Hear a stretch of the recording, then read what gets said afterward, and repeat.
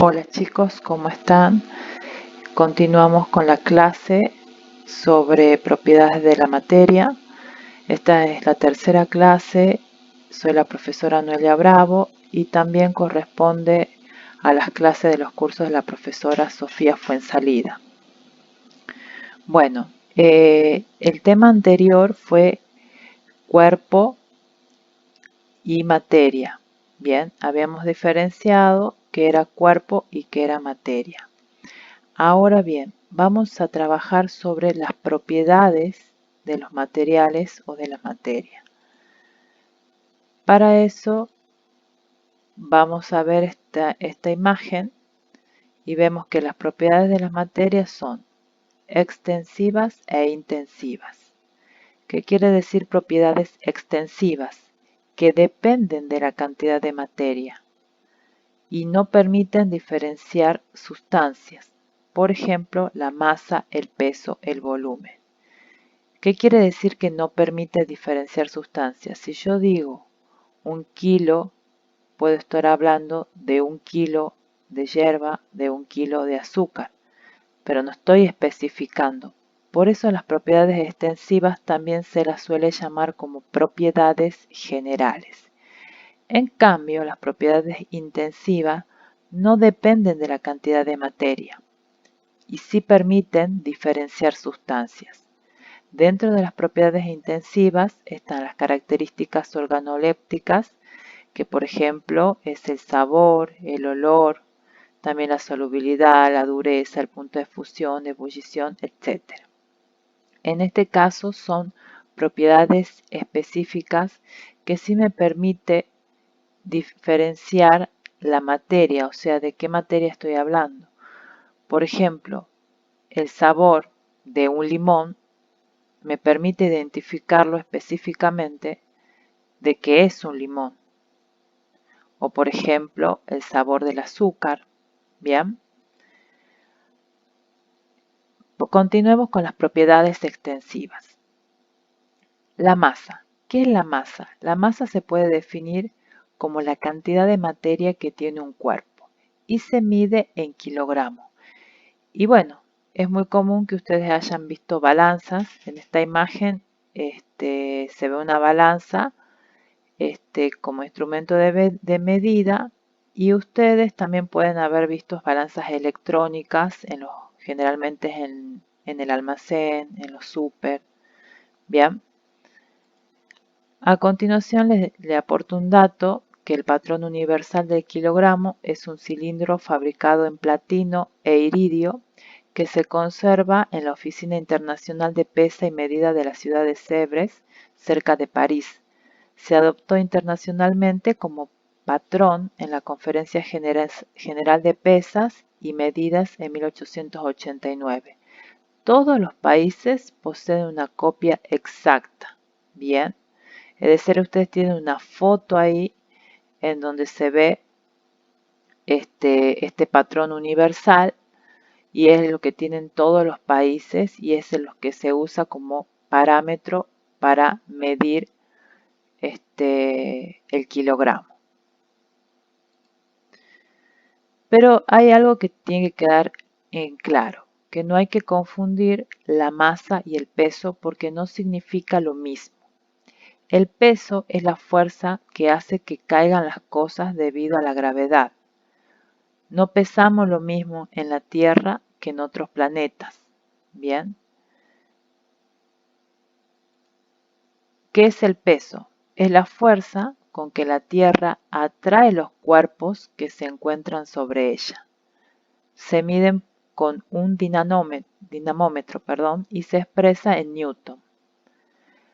Entonces, en la imagen, ahí pueden ver el dinamómetro y es con lo que se puede medir el peso. Y el peso depende de la fuerza de gravedad. El volumen es la cantidad de espacio que ocupa un cuerpo. Se determina con una probeta o mediante cálculos matemáticos y se expresa en centímetros cúbicos, metros cúbicos. Acá ustedes en la imagen pueden ver probetas, una más grande, otras más chicas. También hay vasos de precipitación. Y esas probetas y vasos de precipitación tienen medidas, bien, por ejemplo, en mililitros. Y ahí se puede medir el volumen de algún líquido. También el volumen para medir se utiliza cálculos matemáticos que seguramente ustedes ya conocen. Por ejemplo, acá tenemos en la imagen un cubo y se calcula multiplicando los lados y se mide en metros cúbicos o centímetros cúbicos. Por ejemplo, ¿cómo medir el volumen de un sólido como una piedra? Ustedes acá en la imagen tienen una probeta y esa probeta está llena con 30 centímetros cúbicos de agua. Si yo ingreso esta piedra adentro de esta probeta, ese volumen va a aumentar y puede llegar a tener 40 centímetros cúbicos. Es un ejemplo, ¿no? Entonces, a esos 40 centímetros cúbicos, yo le tengo que restar los 30 centímetros cúbicos que tenía inicialmente y ahí me va a dar el volumen que tiene la piedra. Vamos con las propiedades intensivas. Ya habíamos dicho que eran las características organolépticas, que son aquellas que percibimos, por ejemplo, por medio de los sentidos. El sabor, si es dulce, amargo, ácido. A través del olfato también percibimos el olor. Otra propiedad intensiva es la solubilidad, la capacidad de una sustancia en disolverse en otra. Por ejemplo, la dureza, que es la resistencia, por ejemplo, a ser rayado. Acá en la imagen tenemos el vidrio y la madera, es decir, el vidrio es más duro y la madera es más suave. Por lo tanto, la madera es más fácil de rayarse que el vidrio. Por ejemplo, un diamante es más duro y si, por ejemplo, pensamos en talco es menos duro, o sea, como para que ustedes comparen lo que es la dureza. Y elasticidad es la capacidad de recuperar la forma luego de haber sido sometido a un esfuerzo. Y acá, bueno, vemos un resorte en la imagen. Es decir, nosotros para estirar un resorte, como el resorte ese que tienen los cuadernos espirales, tenemos que aplicar una fuerza.